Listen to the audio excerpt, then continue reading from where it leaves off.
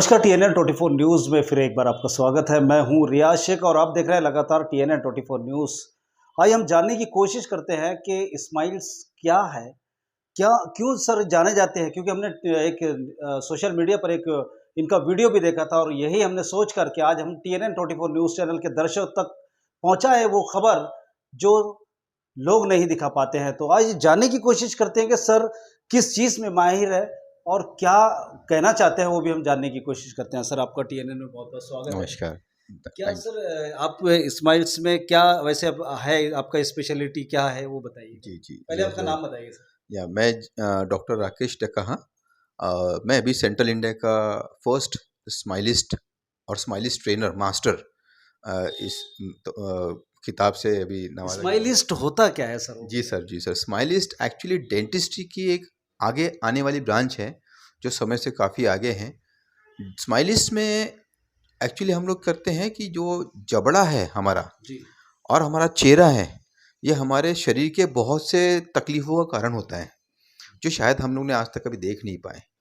जबड़ा किसी कारणवश यदि एक साइड चला जाए, राइट या लेफ़्ट जी। या ऊपर या पीछे, तो आपके शरीर में उस टाइप की विकृति या आपके जो बॉडी का बैलेंस बिगड़ जाता है, जिसकी वजह से आपकी बहुत सारी प्रॉब्लम जैसे माइग्रेन, कान में घंटी बजना, स्पॉन्डिलाइटिस, बैक पेन, हाथ में झुनझुनी आना या एक साइड पैरालाइज हो जाना या घुटनों में पेन बढ़ जाना, हाइपर एसिडिटी, थायराइडिज्म, अनगिनत प्रॉब्लम्स का ये कारण बन सकता है। सर अभी हम देखते हैं कि रहता कुछ और प्रॉब्लम है, लेकिन पेशेंट जो है वो कहीं और जाके दूसरे डॉक्टर को दिखाता है। लेकिन आप स्पेशली डेंटिस्ट है, आपको सारी चीज़ें इसके बारे में पता है, तो क्या सजेस्ट करना चाहेंगे ऐसे लोगों को जिनके मुंह जो है वो चेहरा जो एक साइड चले जाता है और क्रॉस लगता है, खुद को अनबैलेंस समझता है वो जिसको? जी, जी। मैं भी पहले बहुत सोचता था कि किसी का एक आँख बड़ा, एक आँख छोटा या नाक के बाजू का फ़ोल्ड एक ऊपर जाता है, एक नीचे जाता है या लिप टेढ़े हो जाते हैं।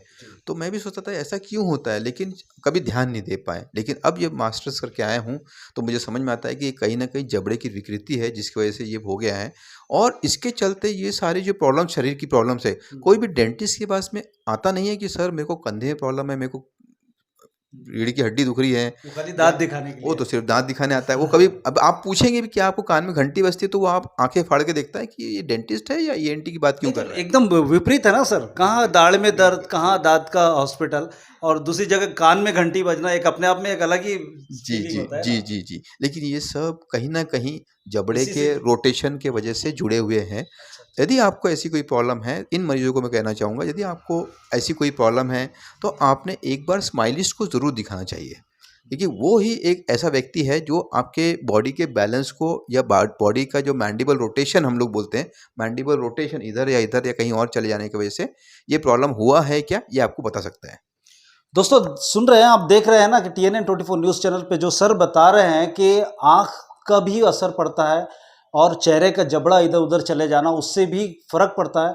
ये हमें शायद ही किसी डॉक्टर ने बताया होगा, कभी ये हमें हम तक ये जानकारी नहीं पहुँची थी, लेकिन सर जो इतनी वीकनेस पॉइंट वाली जो हमें बात बता रहे हैं, वो आगे भी देखिए। सर मैं एक सवाल ये पूछना चाहता था कि जो लोग अनबैलेंस चलते हैं, रास्ते से भी चलते हैं, एक का ये हाँ, ये पार्ट झुक जाता है, तो इसमें भी क्या इसी से कनेक्ट है जबड़े से? बिल्कुल, ये तो 100% पोस्चुरल इम्बैलेंस के काफ़ी सारे केसेस हैं जो हम लोग ने ठीक किए हैं। मैं कुछ आपको शेयर आपने भी किया है बहुत सारे जी, जी, पेशेंट? बहुत सारे केसेस हो चुके हैं। पोस्चुरल इम्बैलेंस की वजह से जो स्पॉन्डिलाइटिस की प्रॉब्लम है या जो ये अपनी हिप जो हमारे बटक्स है वो ऊपर-नीचे दिखते हैं। जब आदमी खड़ा रहता है वह तक के ठीक हो जाते हैं इससे और 1-1 घंटे में, डेढ़-डेढ़ घंटे में। ये इतना इफ़ेक्टिव ट्रीटमेंट है।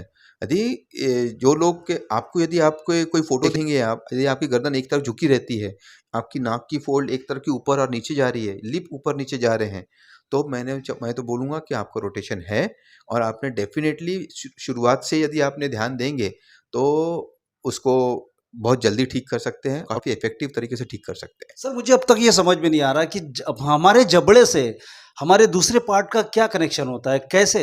Very good. बहुत अच्छा सवाल पूछा सर। उसके लिए मेरे पास में ये एक मानव स्कल है, जी। ये आर्टिफ़िशियल है। यदि आप देख रहे हैं कि हमारा ये जबड़ा जो है, नीचे का जबड़ा, ये एक अकेला हड्डी है, जो हमारी बॉडी में सबसे ऊपर है और जो ग्रेविटी के अगेंस्ट मूव कर रहा है, मूवमेंट करता है। मूवमेंट करता है, वाह! एक। क्या बात। दूसरी बात, ये अकेली हड्डी है जिसकी दोनों जॉइंट एक साथ मूव करती है।